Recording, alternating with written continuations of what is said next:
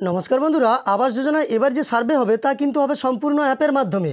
মানে আপনার বাড়িতে যে আধিকারিকরা আসবেন তারা একটি অ্যাপের মাধ্যমে সমস্ত সার্ভে করবেন, যাতে 10টি প্রশ্ন থাকবে। ওই প্রশ্নগুলির উত্তর আপনার কাছে জানতে চাওয়া হবে এবং আপনি হ্যাঁ কিংবা না বললে সেই মোতাবেক কিন্তু অ্যাপেও হ্যাঁ কিংবা না অপশান থাকবে, সেগুলোতে ক্লিক করা হবে এবং আপনার বাড়ির সার্ভে করবেন সরকারি আধিকারিকরা।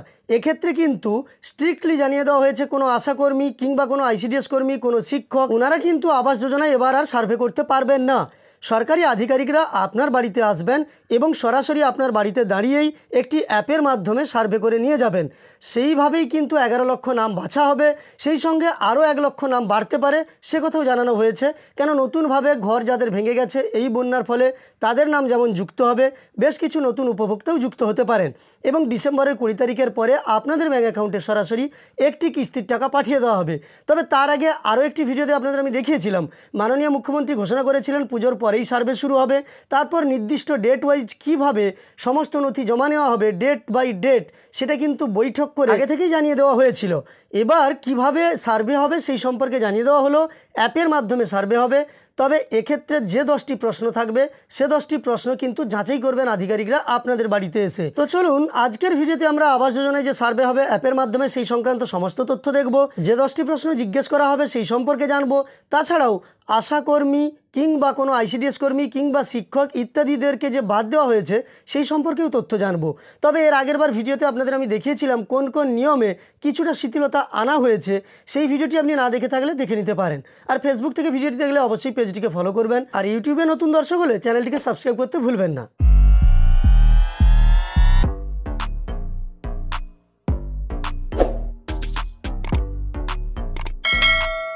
তো দেখুন, আজকের একটি দৈনিক সংবাদপত্রে এই সম্পর্কে একটি তথ্য প্রকাশিত হয়েছে, যেখানে জানানো হয়েছে আবাস যোজনার ঘরের উপভোক্তাদের যাচাই প্রক্রিয়া শুরু হবে পুজোর পর। তবে এবার কাগজে বা হাতে কলমে নয়, অ্যাপের মাধ্যমে পুরো কাজ সম্পন্ন করতে মাঠে নামছে পঞ্চায়েত দপ্তর। ইতিমধ্যেই একটি ড্যামি অ্যাপ তৈরি করে জেলাগুলিকে বিষয়টি বোঝানো হয়েছে। মাঠে সমীক্ষার কাজ শুরু করার আগেই সেটা চালু করে দেওয়া হবে বলে দপ্তর জানিয়েছে।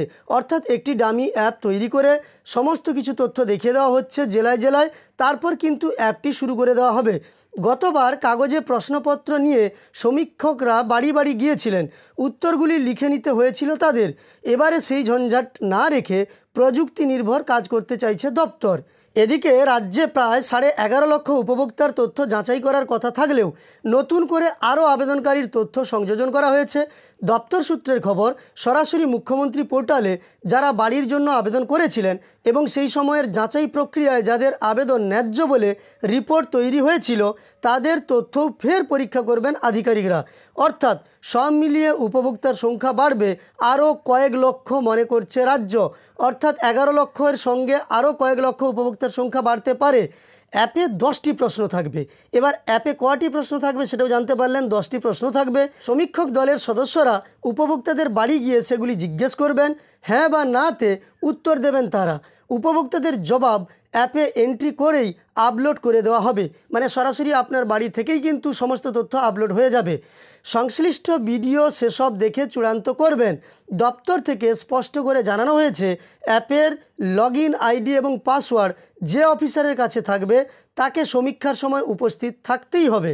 এদিকে সরকারি আধিকারিকদের এই দলে রাখা নিয়ে সতর্ক করে দিয়েছেন দপ্তরের আধিকারিকরা। কোনো প্রকার চুক্তিভিত্তিক কর্মী, আশা কিংবা অঙ্গনওয়াড়ি কর্মীদের এই কাজে নিযুক্ত করা যাবে না। আর আগেরবার আপনারা জানেন চুক্তিভিত্তিক কর্মী, আশা এবং অঙ্গনওয়াড়ি দিয়েই কিন্তু এই সব কিছু সার্ভেগুলো করা হয়েছিল। এমনকি শিক্ষকদেরও ব্যবহার করার ওপরেও নিষেধাজ্ঞা জারি করেছে দপ্তর।